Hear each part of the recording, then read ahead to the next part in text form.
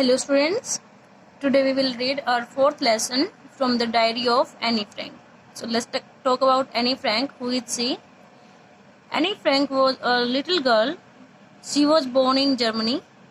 Here it is mentioned she was born on 12th June 1923 and she was German.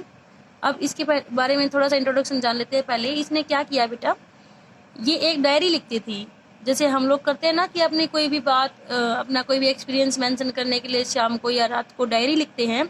Same इसने भी क्या किया था, अपनी फीलिंग्स शेयर करने के लिए एक डायरी को अपने फ्रेंड के रूप में मानकर अपनी फीलिंग्स वहाँ पर शेयर की थी। अब ये डायरी लिखी है तो उसने पहले अपना बैकअप दिया था, थोड़ा सा इंट्रोडक्शन दिया था कि मैं ये डायरी लिख रही हूँ तो मैं कौन हूँ अपने बारे में बताने के लिए। अब इसका जन्म जर्मनी में हुआ है। ये कब की बात है, जब इसने डायरी लिखने स्टार्ट की थी, जब सेकेंड वर्ल्ड वॉर की शुरुआत हुई थी। ये एक्चुअली जोइस थी, जेविस, ये यहूदी लोग होते हैं। और जो हिटलर को तो आप सब जानते होंगे ना, उस टाइम पर उसका ऑक्यूपेशन था जर्मनी में और इन्हें क्या करना पड़ा था, वहाँ से भागना पड़ा था अपनी जगह को छोड़कर और एम्स्टर्डम सिटी में वहाँ पर छिपना पड़ा था। इसके फादर की जो बिल्डिंग थी जहाँ पर वो बिजनेस करते थे, उसी बिल्डिंग में सबसे ऊपर वाली पोर्शन में ये छिपकर बैठे थे और वहाँ पर इसने डायरी लिखना स्टार्ट किया था। ये डायरी इसको मिली कहाँ से थी, इसकी फैमिली, जब इसका बर्थडे आया था तो इसकी दादी ने इसको एक डायरी और एक पेन गिफ्ट दिया था। वो पेन तो जल गया था और डायरी रखी हुई थी। तो जब इसको अपनी फीलिंग्स शेयर करने के लिए, एक टीनेजर थी उस टाइम पर, अपनी फीलिंग शेयर करने के लिए एक ट्रू फ्रेंड नहीं मिल रहा था। फ्रेंड्स तो बहुत सारे थे, अब वो ट्रू फ्रेंड के लिए इसको क्या करना पड़ा, इसे क्या लगा कि एक डायरी लिखती हूँ, उसमें अपनी फीलिंग्स लिखने इसने स्टार्ट की थी। तो इसने कुछ टाइम तक वो डायरी लिखी थी और उसके बाद में जब ये उस बिल्डिंग से निकलकर भागे वहाँ से और कंसंट्रेशन कैंप में गए तो वहाँ इसकी डेथ हो गई थी। छोटी सी उम्र में ही डेथ, देखो ये हाथ पर दिखा रखा है 29 एंड 45। तो यहाँ कंसंट्रेशन कैंप में इसकी डेथ हो गई थी। जब सब कुछ सेटल हो गया, वर्ल्ड वॉर ख़त्म हो गया, सिर्फ इसकी फैमिली में इसके फादर बचे थे और जब वो वापस आए वहाँ पर तो इसकी डायरी वहाँ मिलती है और वहाँ पर गवर्नमेंट ने कुछ अनाउंस किया था कि अगर किसी ने इस वॉर टाइम में कुछ लिखा हो, कोई डायरी या कुछ और लिखा हो, तो वो गवर्नमेंट को दे दी। तो इसके पिताजी ने भी क्या किया था, इसकी डायरी को पब्लिश कराया था और ये उस टाइम की, उस ईयर की बेस्ट सेलर बुक बनी थी वहाँ पर। तो अब ये 13 ईयर की लड़की है और इसने डायरी में क्या लिखा था ऐसा, वो सारा मेंशन यहाँ पर होगा कि अब इसने वहाँ पर सिर्फ एक पोर्शन अपना उस टाइम का सिर्फ एक इवेंट वहाँ पर दिखा रखा है। जैसे कोई मूवी होती है तो उसका एक सीन होता है, वैसे ही अपनी लाइफ का एक पोर्शन यहाँ पर इसने मेंशन कर रखा है।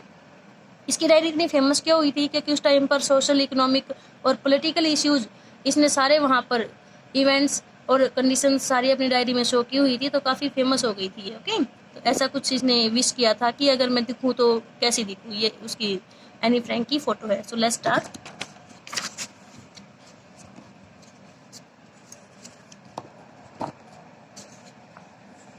Writing in a diary is a really strange experience for someone like me. अब ये एनी फ्रैंक ने जब लिखना स्टार्ट किया तो उसने क्या मेंशन किया है कि मेरे जैसे के लिए किसी के लिए डायरी में लिखना एक रियली स्ट्रेंज एक्सपीरियंस है, क्योंकि इसने पहले तो कुछ ऐसा लिखा नहीं है। दूसरी बात, not only because I have never written anything before, but also because it seems to me that later on neither I nor anyone else will be interested in the musings of a 13 years old school girl. कहते हैं कि reason ये नहीं है कि मैंने पहले कभी कुछ लिखा नहीं है, बल्कि रीज़न ये है, मुझे किस बात का डर है कि कोई भी अगर पढ़ेगा ना तो उसे क्या होगा, कोई इंटरेस्ट नहीं लेगा। म्यूजिंग्स, ये बातें होती हैं। म्यूजिंग मीन्स 13 साल की लड़की है, स्कूल गर्ल है, कि ये सोचेंगे कि 13 साल की लड़की ने क्या लिखा होगा। एक 13 साल की लड़की के जो थिंकिंग है, थॉट्स है, वो इतने डेवलप नहीं होंगे, तो मेरे विचारों को, मेरी बातों को कौन पढ़ेगा। तो यहाँ पर आपका क्वेश्चन भी बनेगा कि उसका लिखना, डायरी लिखना स्ट्रेंज एक्सपीरियंस क्यों फील हुआ। ओह वेल इट डजंट मैटर, कहते हैं कि इससे कोई फ़र्क भी नहीं पड़ता। आई फील लाइक राइटिंग, मुझे ऐसा लग रहा है कि मुझे लिखना चाहिए। And I have an even greater need to get all kinds of thing off my chest. Off my chest का मतलब मन से बाहर निकाल देना। और मुझे क्या लगता है कि मुझे ज़रूरत है डायरी लिखने की, ज़्यादा इससे भी बड़ी बात यह कि उसे ज़रूरत थी कि वो सारी चीज़ें, उसके मन में जो बातें चल रही हैं, वो अपने मन से बाहर निकाल दे। Paper has more patience than people. I thought of this saying on one of those days when I was feeling a little depressed and was sitting alone at my home with my chin in my hands, bored and listless. अब इसको क्या लगा, एक दिन जब ये काफ़ी depressed भी थी, निराश भी थी और बोर भी हो रही थी, और वहाँ घर पर खाली बैठी थी और क्या कर रही थी, ऐसे अपनी ठुड्डी को अपने हाथों में ली हुई थी। जब काफ़ी निराश होते तो हम हाथ के ऊपर अपनी ठुड्डी रखकर बैठ जाते हैं। बोर थी, लिस्टलेस, बेचैन थी, wondering whether to stay in और गो आउट। ये सोच रही थी कि बाहर जाऊं, घर में रहूं, क्या करूं।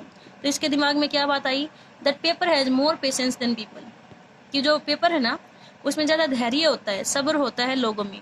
ये बात उसने क्यों कही, क्योंकि अगर मैं अपनी बात किसी को बताऊंगी तो शायद लोग बोर हो जाए या फिर मुझे टोक भी दें बीच में कि आप रुको, अभी हम फिर बात करते हैं, या रोक दें हमें। इसको क्या लगता है कि पेपर में पेशेंस, धैर्य होता है, वो हमारी बातें सुनेगा, वो बीच में रोकेगा नहीं और इंटरप्ट नहीं करेगा, कुछ ज़्यादा कमेंट भी नहीं करेगा। तो यहाँ आपका ये आएगा कि इस लाइन का क्वेश्चन का मतलब भी बनेगा, paper has more patience than people, why she thought that. So let's continue. Yes, paper does have more patience. हाँ, पेपर में, कागज में ज़्यादा धैर्य होता है। And since I am not planning to let anything else read this stiff back notebook grandly referred to as a diary unless I should ever find a real friend.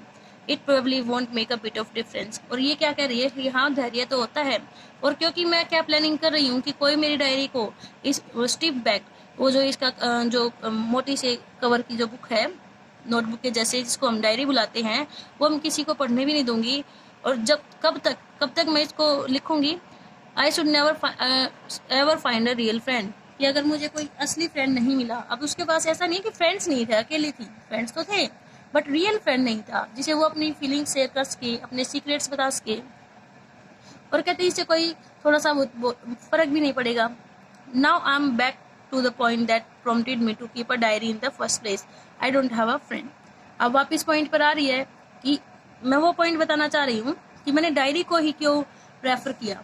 अब real friends की बजाय, बहुत सारे friends हैं, उनको अपनी feelings बताने की बजाय, सीक्रेट शेयर करने की बजाय मैंने डायरी को क्यों चूज किया। सो अब ये कह रहे कि मेरे पास कोई फ्रेंड नहीं है।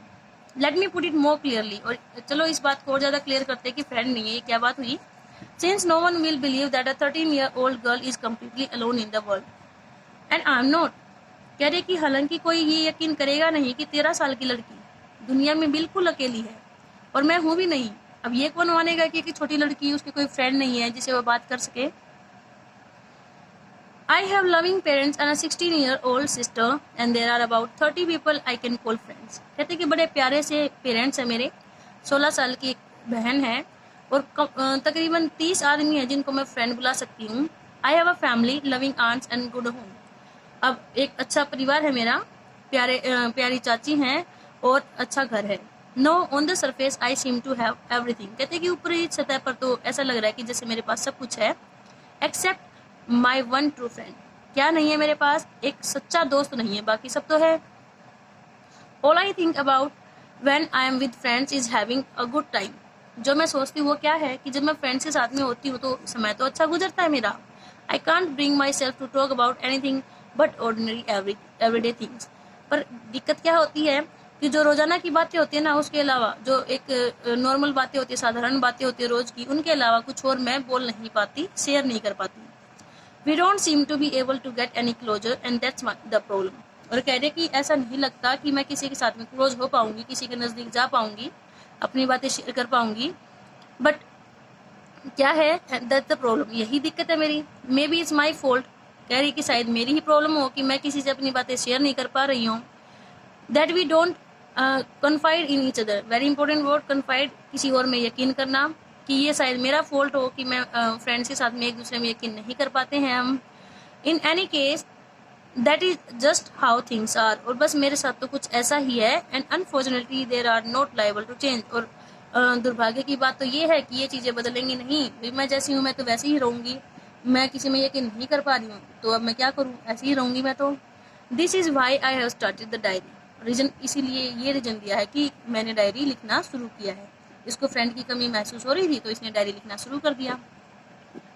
To enhance the image of this long-awaited friend in my imagination, I don't want to jot down the facts in this diary the way most people would do, but I want the diary to be my friend and I am going to call this friend Kitty. कह रहे कि ये जो मैंने एक long awaited, जिसका मुझे काफ़ी टाइम से वेट था, इंतजार था इस फ्रेंड का मेरी इमेजिनेशन में, कल्पनाओं में, तो कल्पना में इस फ्रेंड की छवि, तस्वीर को एनहेंस, उजागर करने के लिए और ज़्यादा बढ़ाने के लिए I don't want to jot down the facts in this diary. मैं क्या, जोट डाउन का मतलब क्या होता है बेटा? लिखना, सिंपली लिखना।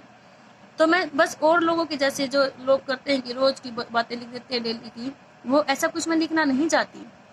पर मैं क्या चाहती हूँ? मैं चाहती हूँ ये डायरी मेरी फ्रेंड बन जाए। I am going to call this friend Kitty. और क्योंकि फ्रेंड बन गई तो फ्रेंड का तो नाम भी होता है, इसलिए मैं इस फ्रेंड को क्या बुलाने वाली हूँ? किटी।